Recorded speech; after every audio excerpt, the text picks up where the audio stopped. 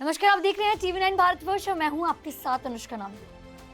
जम्मू कश्मीर के पहलगाम में हुआ हमला सिर्फ एक हमला नहीं था, ये एक बहुत ही सोची समझी साजिश थी।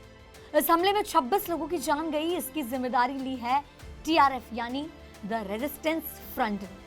टीआरएफ क्या है, कौन चलाता है इसे और ये कैसे सोशल मीडिया के जरिए युवाओं को उकसाते हैं, चलिए आसान भाषा में आपको समझाते हैं। 5 अगस्त 2019 को भारत सरकार ने जम्मू कश्मीर से धारा 370 हटाने का बड़ा फैसला लिया। इसका असर ये हुआ कि राज्य का खास दर्जा खत्म हो गया और पूरे भारत के कानून वहां भी लागू हो गए।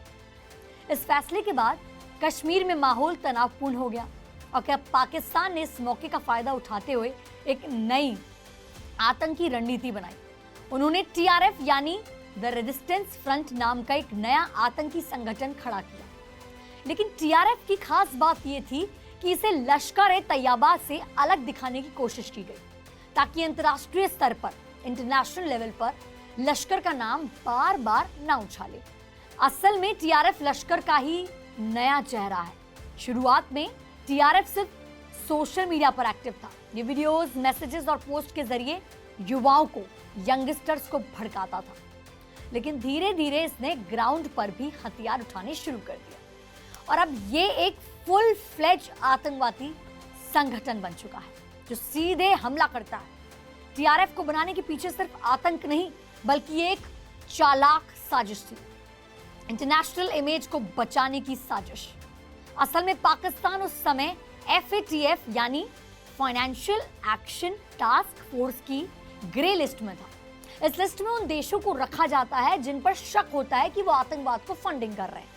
इसका मतलब था कि पाकिस्तान की हर हरकत पर नजर रखी जा रही थी। अगर और सबूत मिलते तो उसे ब्लैक लिस्ट में डाल दिया जाता और दुनिया से फाइनेंशियल सपोर्ट पूरी तरीके से बंद हो जाता। इसी दबाव से बचने के लिए पाकिस्तान ने टीआरएफ जैसा नया नकाब पहना दिया। काम वही लश्कर-ए-तैयबा वाला रखा, लेकिन नाम बदल दिया ताकि ये दिखाया जा सके कि पुराना संगठन तो खत्म हो गया। टीआरएफ को इसलिए बनाया गया था ताकि ये असल गुनहगार छिप जाए और आतंकी गतिविधियां बिना किसी इंटरनेशनल रोक टोक के चलती रहे। टीआरएफ के पीछे दो ऐसे चेहरे हैं जो सिर्फ आतंकवादी ही नहीं बल्कि लंबे वक्त से प्लानिंग और साजिश में लगे हुए खिलाड़ी हैं। पहला नाम है शेख सज्जाद गुल। जी हाँ, शेख सज्जाद गुल।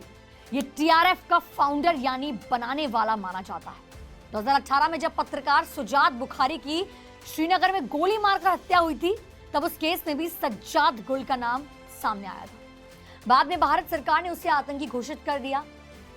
दूसरा नाम है सैफुल्लाह कासूरी, जिसे साजिद जट्ट के नाम से भी जाना जाता है। ये वही है जिसने पहलगाम हमले का मास्टरमाइंड माना जा रहा है। सैफुल्लाह लश्कर-ए-तैयबा का डिप्टी चीफ है, यानी हाफिज सईद के सबसे भरोसेमंद लोगों में से एक। वो पिछले 20 सालों से आतंक फैलाने के काम में लगा हुआ है और पाकिस्तान के पंजाब प्रांत में रहता है। इन दोनों के दिमाग से ही टीआरएफ की हर प्लानिंग, हर हमला और हर भर्ती की रणनीति तैयार होती है। टीआरएफ का सबसे खतरनाक हथियार है सोशल मीडिया। ये लोग वीडियोस, मैसेजेस और भड़काऊ पोस्ट के जरिए कश्मीर के युवाओं को ये यकीन दिलाते हैं कि सरकार उनके खिलाफ है। इसका सबसे खतरनाक पहलू यह है कि ये संगठन फेसलेस है, ना इसकी पहचान सामने आती है और ना ही तस्वीर है। ये ग्राउंड पर लोकल सड़कों का नेटवर्क बनाते हैं जो धीरे धीरे धीरे धीरे नए युवाओं को आतंकी बनने की तरफ धकेलते हैं। अब आपको बताते हैं कि टीआरएफ की रणनीति क्या है, कैसे प्लानिंग है इनकी। ये फिदायीन हमले नहीं करवाते, मतलब ये लोग खुद को नहीं उड़ाते हैं। ये बॉडी कैमरा यानी कि जैसे गोप्रो पहनकर हमलों की वीडियो बनाते हैं ताकि सोशल मीडिया पर उसका डर फैलाया जा सके। गोप्रो के जरिए शूट करते हैं। ये सिर्फ कश्मीरी पंडित ही नहीं है बल्कि हिंदू, मुस्लिम, सिख सभी को निशाना बनाते हैं ताकि समाज में डर और नफरत फैले। अब आपको बताते हैं कि टीआरएफ ने अब तक कहां-कहां हमले किए। 1 April 2020 Keran sector, Pakistan occupied Kashmir, PoK से आए 5 आतंकियों ने सेना पर हमला किया, 5 जवान शहीद हो गए। दूसरा 30 अक्टूबर 2020 कुलगाम में बीजेपी के 3 कार्यकर्ताओं की हत्या की गई। तीसरा 26 नवंबर 2020 श्रीनगर में सैनिकों पर हमला और वीडियो बनाकर वायरल कर दिया।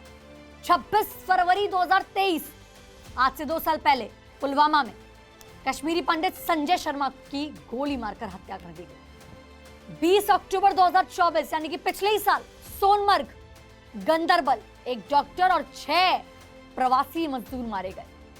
टीआरएफ कोई आम आतंकी संगठन नहीं है, ये दिमाग से खेलते हैं, सोशल मीडिया से जहर फैलाते हैं और चेहरा भी नहीं दिखाते। इसलिए हमें सतर्क रहना होगा और देश की सुरक्षा एजेंसियों का साथ देना होगा। हमारे वीडियो को ज्यादा से ज्यादा शेयर करें, लाइक करें, अपनी राय कमेंट सेक्शन पर जरूर बताएं और हमारे चैनल को सब्सक्राइब करना बिल्कुल ना भूलें।